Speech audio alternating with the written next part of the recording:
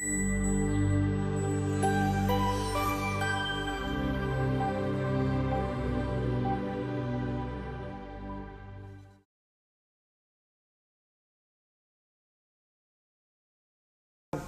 have to bear with me for one more presentation, but I'll make short this presentation, but I felt that this presentation is very important. See, again it comes compliance in food testing and ensuring data integrity, and I think it's a hot topic which is going to burn many fingers. Already it is there, I think, in pharma. Food, how effective it is, I still have doubts. Audit trials, just again roughly how it is to be, I'll be touching compliance in food testing, data integrity and audit trials, requirement and whose responsibility it is.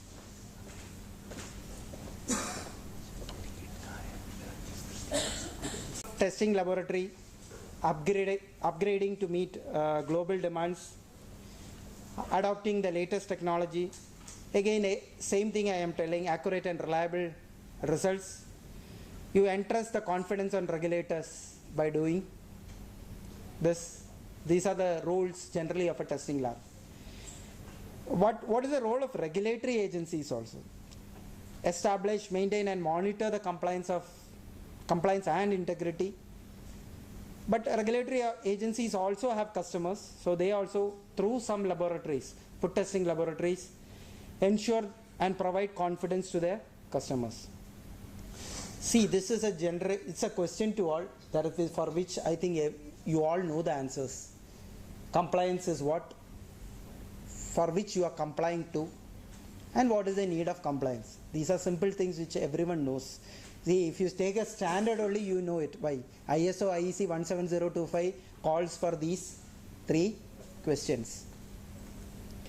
Just to give a definition of data integrity is maintenance of and the assurance of accuracy, consistent data over its entire cycles. Again, consistency is a very important thing. That is what I wanted to touch. One day you will generate a consistent data. During the span of the life of the lab, consistency degrades. And I will touch where it degrades. See, yesterday sir just told, he didn't show in the slide. He was just speaking what is called ALCOA. So attributable, legible, contemporaneous, original or true copy and accurate. This is what is on data integrity. It can be told in a simple sentence. If you go and read in detail or think about it, what is attribute? See, these are maybe little tough English it is written, but if you read the synonym in dictionary, it is very clear. See, if it is not accurate, I am telling it doesn't exist. That is the statement. See, people have still a doubt. We are into a modernization. We are into softwares. If you go labs, you will tell our data is there, it is in the computer. But still, I feel paper and ink era still is there.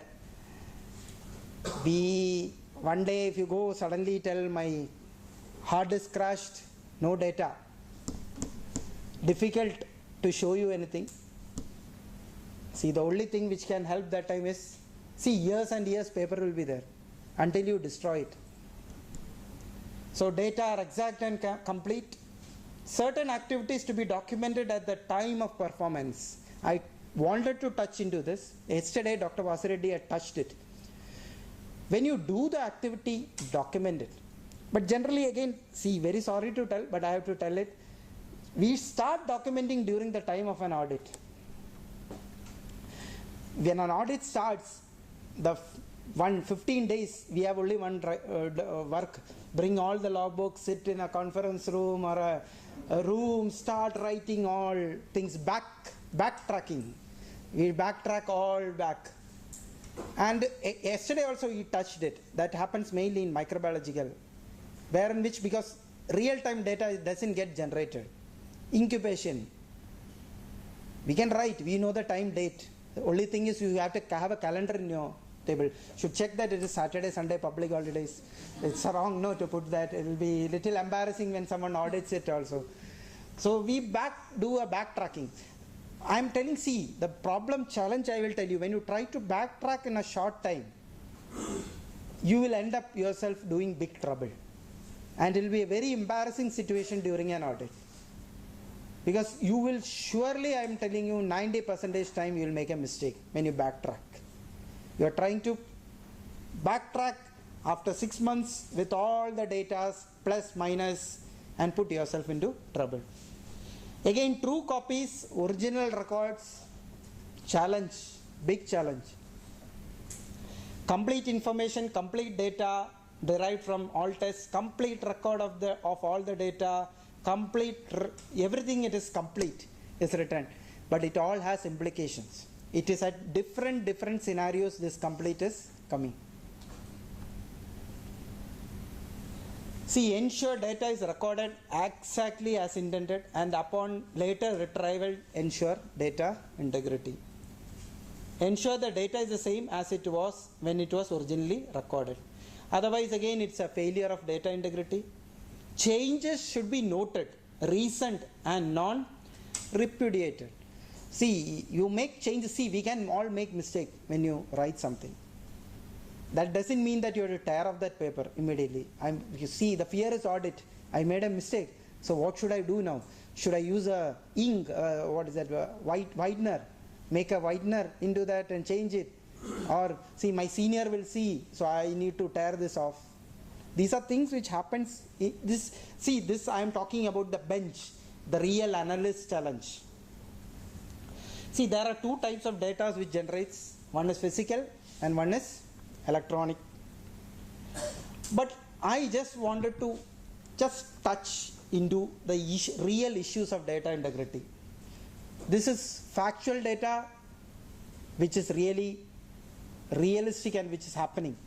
Maybe when you read it, you all will have a touch of it. Reporting data of the sample which are not analyzed. Dry labbing.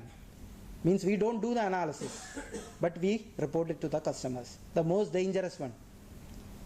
Falsifying existing data. We falsify it. There are many ways of falsifying it. Selective use of QC data. We select because your QC has not properly worked on that day. So you will make a QC data. Overwriting files. Chromatographically these things happen. Peak shaving, juicing, deleting. It's all very common.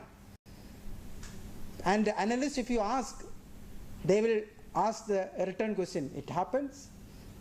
We have to adjust our peaks.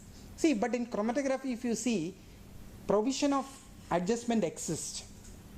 But it should be uniform, not for a particular person or a particular X, Y, Z sample only. Off-record spiking of samples to artificially increase potency. See, you are not getting any recovery. So what you will do? You will spike at the final stage and then run. So recovery is 100%. My QC has worked on that day. Time travel, changing time and date. See, as on date software, which I am touching into, after a few slides back I will touch into that. See, as on date we can change our date and times. Whoever comes into the lab to audit, no one can find out. I have to run an old data of 2 months back. I change my computer date. I go 2 months back. I run my sample. I get my data. Everything is fine. Data that is too good to be true. See, always 100% recovery in a lab. You just verify 3 months data, everything is 99. Recovery is quite good. See, I am not telling it will not happen, but it is too good. Problem is too good to be true. Discrepancies between electronic data and paper raw data. Electronic data shows something, printout shows something for the same sample. Dates which don't match. The raw data tells that I have run chromatogram in this day, But when you check in the system, it has been run in another day.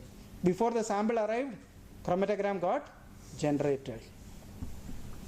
Integration parameters that are not traceable or retrievable. You have integrated some changes, you have modified, but those things are not visible. Delaying, denying or hiding data. So what is the solution? As on date, see, I am touching into 21 CFR part 11. See, this is very important with respect to pharma. As on date, many vendors, when they come out with their software, they touch this part, that my software is 21 CFR part 11. See, it's a small thing, but if you read that document, big challenge. Electronic records, electronic signatures, hard copies, whether it should be maintained, how you, on what frequency you should take the data backups, how you will ensure integrity of data. I'm not going into the detail, but you should have it. And through data integrity audit trail are integral part of ISO IEC 17025. And see, I feel that there should be some guideline, or maybe somewhere down the line, anywhere a regulation should be in place with respect to this. It's a hot topic, challenge for many of the people who audit it. It's a big challenge. I feel that it should be regulated somewhere with some regulation in place. See, audit trail, simple, who, what, when and why. Nothing beyond to be asked. And it is also touched in ISO IEC 17025.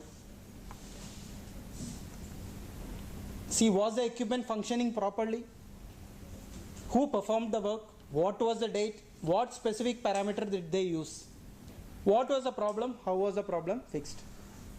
These are things which can happen in one sample. If you do one sample also, all the question will be there. See, audit trail, good practices. It's a new, see, we change values. We can change values. It happens. I told you, human errors can happen. So only thing is, these are good practices which you can do when you do changes. New values we enter. The old value should not be erased. The marker, we have a tendency, whitener. What was the reason for the change? You can write it down, why the change was made. The date, you may change the date. See, no, the date of the change should be also written. The person who entered the change, maybe ideally the originator should do it. See, changes can happen only immediately, not just prior to audit. When you find it and suddenly you see that that person has left, then another person changing will be it's not a change, it's something else. See, I just put an example ideally what happens if you make a mistake.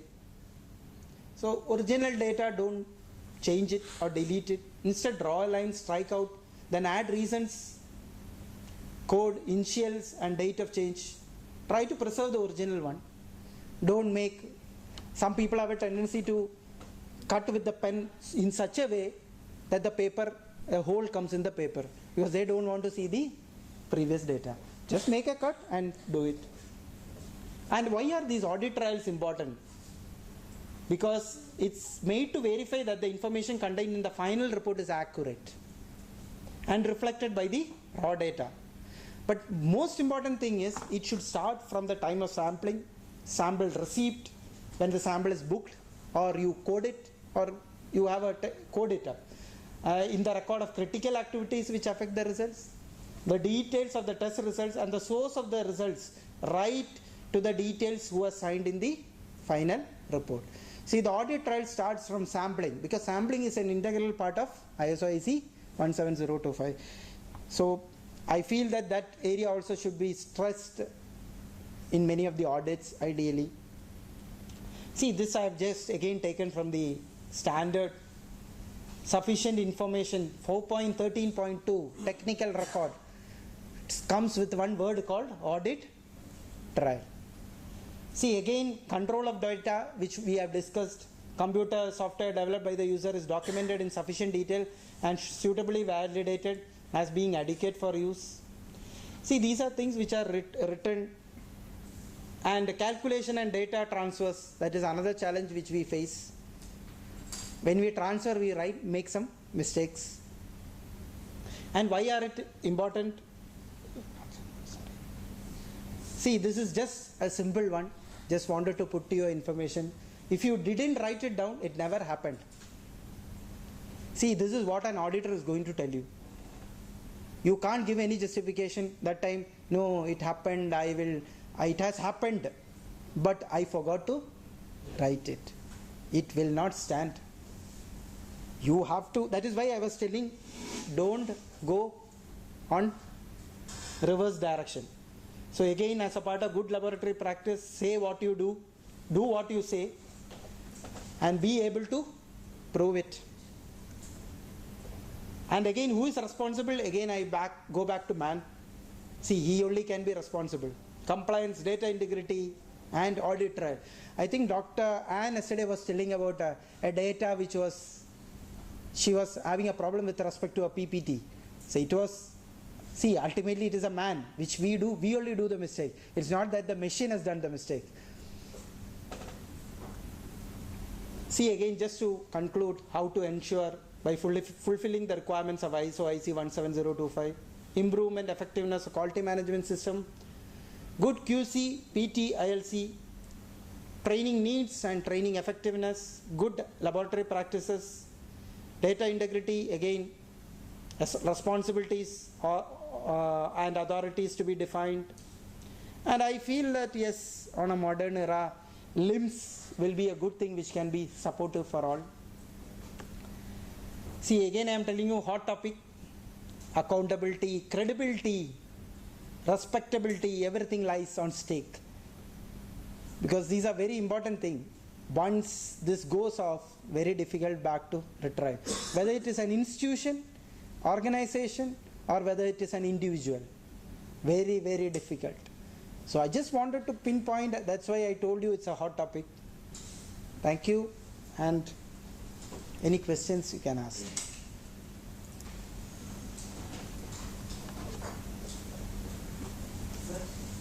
Sir, at this level we have to check the QC checks or MRI or QC checks. See, quality control checks are generally done by many labs at the LOQ levels. Generally have a tendency to do at the LOQ levels. See, when there is an MRL, wherein which limit is already fixed, always the tendency of a lab will be to generate a confidence at that level. Because there, see, I am considering a customer. Customer always thinks that your confidence should be at that level. But sometimes the challenge is those levels are very high. You can't spike at those levels. So ideally, generally, some labs spike it at levels where we see in the case of some places which are at very low levels.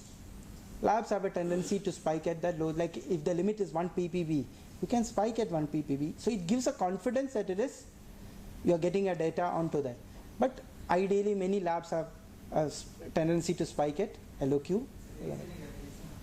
As such, it is you have to define it.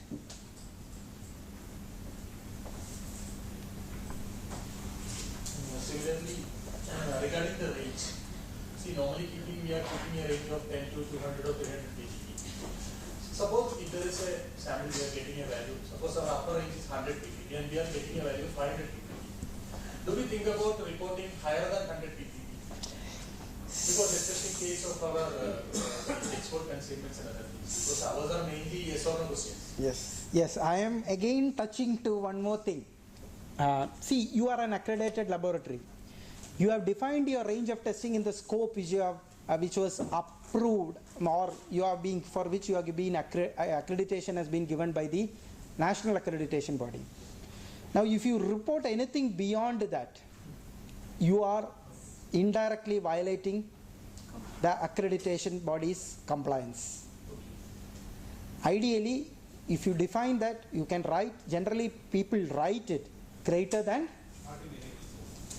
and people write it not in enabled scope, remove it, the symbol will be removed. Some people have, it's a good practice, right? Greater than this is my LOQ, greater than this. Some people do dilutions. See, dilution is a challenge. Dilution should be explicitly mentioned in your procedure. in your standard operating procedure that you are going to dilute it. Dilution in some residues are challenge. You will face a big challenge. Mainly you are using an internal standard. There is no meaning in diluting it. So it will be a big challenge. It will affect your whole results. See, because some people take relative response that time. So you quantifying it will be a big challenge after diluting. So you should take all the things into consideration while doing it. Question is very valid. That is why I wanted to touch that range, because it's critical. See, you have come to only 200 ppb. So you see limits like 200 ppm in some scope. It's a big challenge. See, you can't achieve it. Beyond the linear dynamic range of the system, you have a limitation also to dilute a sample. How much time you will dilute it. So these are challenges. But I feel that the best option is greater than my range. Yes, customers will ask you, what is my value? You show me my value. I want my true value. So it's a big challenge that also has to be addressed appropriately in your procedures. One more point. See, now we are talking about 7 trials. Earlier it was 3 trials, then it became 5 trials, now it is 7 trials. My question is, suppose we are increasing the trials, the standard deviation value will come down. So is there any statistical reference for these 7 trials? No statistical. Different regulations tells different. That's what I started off with. The 3 trials, some regulations are telling. Yeah. See, the thing is, to do statistics, it is a challenge. Minimum 5 data is required to do a good statistics. It doesn't mean that with 2 also you can do a statistical calculation, with 2 values also. But the problem is, see, with that, the dispersion is the issue. So, but if you do too much, then you reduce it. Good data, everything will be good data. Ideally, you should be practical, logical. Ideally, people do it 5, 6, some do 7, considering the outliers. I may get an outlier, considering that. It's all generic, it's not any regulatory requirements mentioned specifically. So I think in the next training we may try for one session on statistics also. Yeah. Very important for analytical. Very, very true. It is a big challenge. Maybe it has to be touched. Statistics is a big challenge. I think we are touching a bit on statistics. I think Subramanian sir is touching a bit on uncertainty. So he will, when you are calculating uncertainty, you will come into all these scenarios of standard deviations, your mean, everything will come into consideration. And he is the right person who will tell you very simply how the statistics works.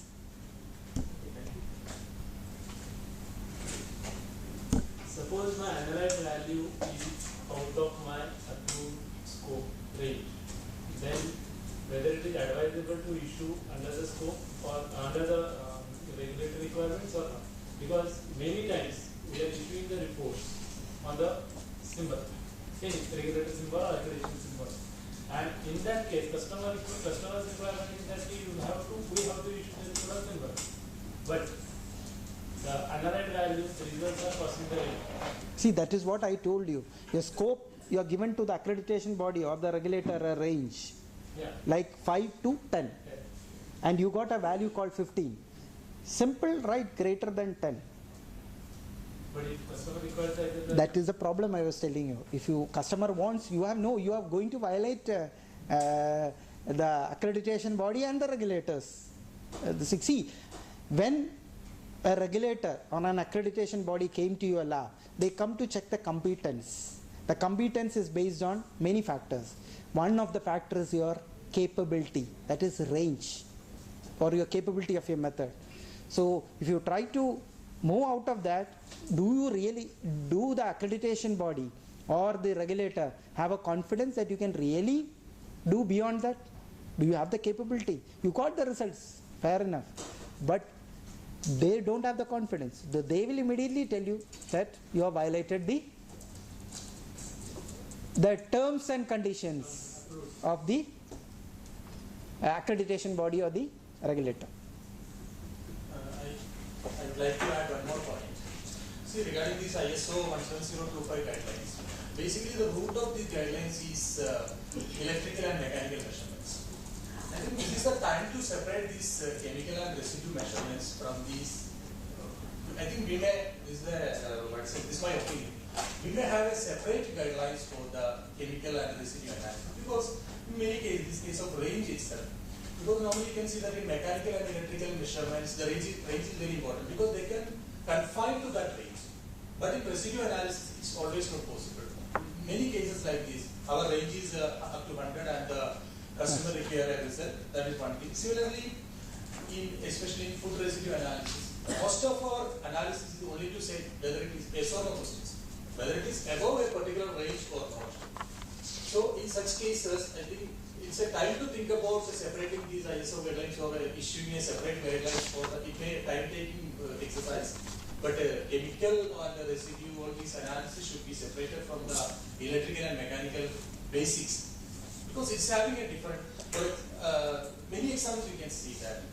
It's not in our scope, but I am giving you an opinion. See, well appreciated. Your question is because you are working really onto the lab and you are facing this challenge.